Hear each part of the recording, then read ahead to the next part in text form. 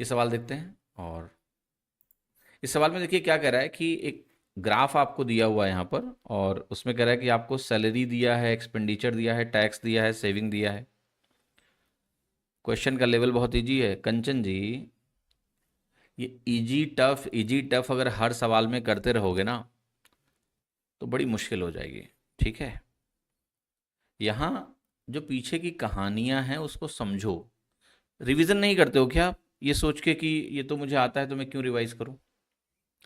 Exam में आसान सवाल आएंगे तो क्या नहीं लगाओगे आप। ठीक है, डीपीक्यू एक रेगुलर चलने वाली सीरीज है। ठीक है, तो इसमें हर तरह के सवाल मिलेंगे।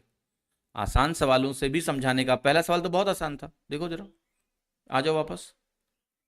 अब ये सवाल देख के तुम कहो कि अरे ये तो बहुत आसान सवाल है, बट तुम्हें क्या सिखा दिया मैंने। ठीक है, तो थोड़ा ओवर स्मार्ट मत बनो, क्योंकि अगर आप ओवर स्मार्ट बनोगे तो बड़ी तकलीफ हो जाएगी। समझे कि नहीं। चलो इस सवाल का उत्तर तो मुझे दे दो 2 सेकंड में। अगर बड़ा आसान लग रहा है आपको डीपीक्यू, इसका उत्तर दो मुझे।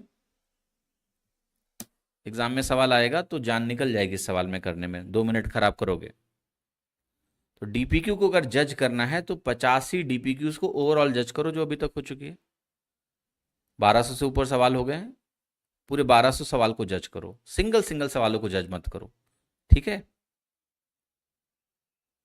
प्लीज। अब देखो ये सवाल क्या है पहले। तो ये हो गया कि भाई कह रहा है कि देखो ये किसी की इनकम है, ये सैलरी है एक तरह से, फिर हमारे पास यहाँ एक्सपेंडिचर है, फिर यहाँ पर हमारा टैक्स है, और फिर यहाँ पर हमारी सेविंग है।